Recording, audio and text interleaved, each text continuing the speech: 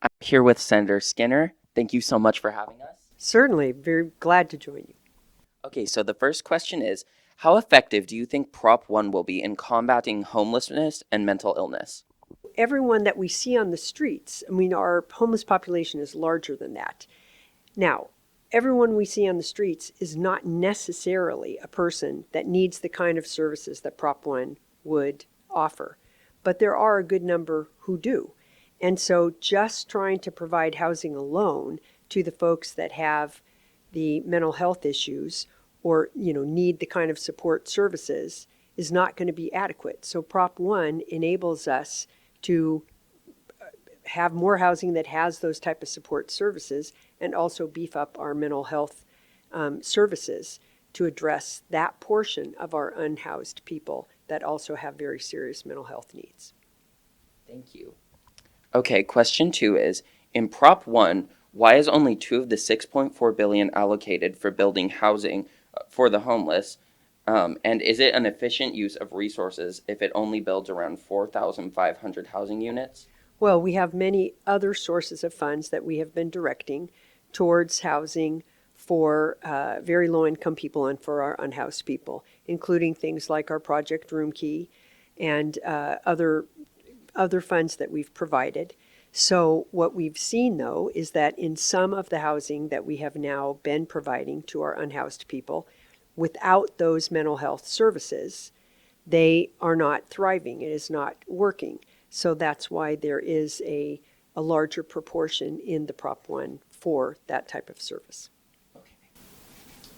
And then moving on to a different topic, how can we help our ocean thrive with more sustainable fishing practices while preserving the fishing industry as a whole? So within our oceans, that's very much federal jurisdiction. However, California's attention to the health of those rivers, and there's a couple of other species like this too, is going to support the salmon population and enable then the salmon population to even thrive to a degree in the ocean. So the question is, we need to look to the federal government to really protect our ocean waters and our ocean fisheries, and to the state government for the freshwater where such fish, live part of their lives. Okay, and then another topic switch. What are the plans to preserve laws we have in place and continue to protect California citizens from gun violence? Very important law, which is called our Red Flag Order. It's also known as a Gun Violence Prevention Order.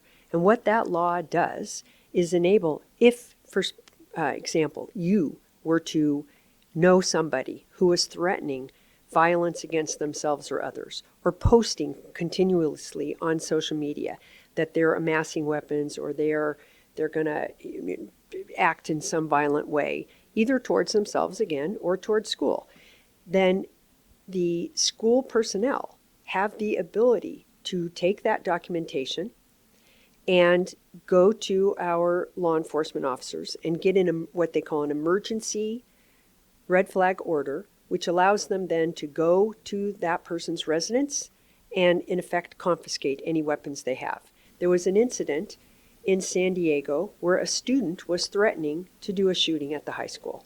School personnel learned about it, went to the law enforcement. Law enforcement immediately got the red flag order, and the guns were removed. Now, can we guarantee that that student wasn't going to act on the threat? No. But they were not able to act on that threat because with the red flag order, they were able to remove those weapons.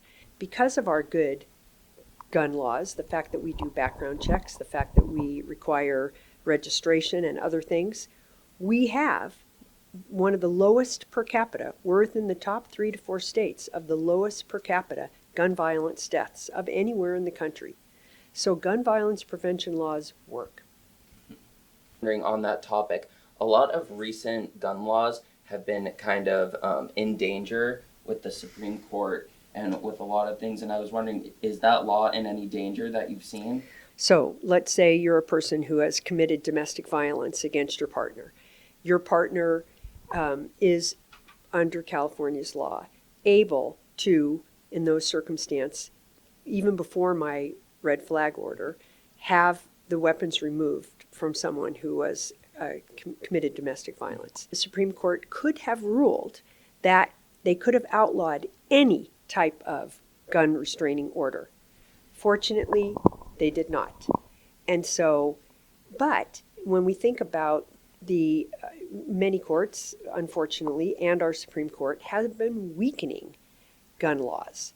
And that is a tragedy. And when we look at who are the biggest proponents of these laws, the NRA is really just a front for gun manufacturers. They really are the Gun Manufacturer Industry Association. So it is people who are profiting off of guns who want us to be unsafe. And we need to be safe. We need good gun violence protection laws. Thank you so much. Sure. Okay, the final question is, the 2024 election will likely feature a rematch between Joe Biden and Donald Trump. What is at stake this year, specifically in how the younger generations are impacted by either candidate's selection?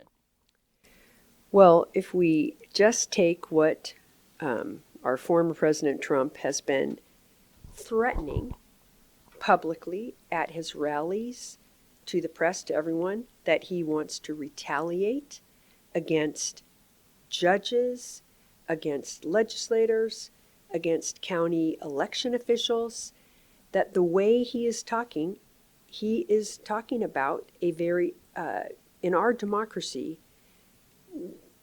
a president doesn't get to be a dictator. Our rule of law is such that if a county prosecutor or a DA or a state attorney general wants to take a case, then the courts decide it. But he is now threatening, regardless of how these court cases are that are, at where he is being challenged, to, if he becomes president, to basically go after all of them. In effect, to undo the U.S.'s rule of law, to undo our judicial system, which is an essential threat to democracy. So for any of us, we have to take that. That's a threat to each of us individually and to what we hold dear, regardless of our political opinions, to imagine that we would have a president, and Trump is so far said that he will do this, that we would have a president that would basically put at risk those fundamental values to all of us of what we know and believe and love about America. That, I think, should put a chill in everyone. Thank you so much. Thank you very much. This has been Mason Jordan from the State Capitol.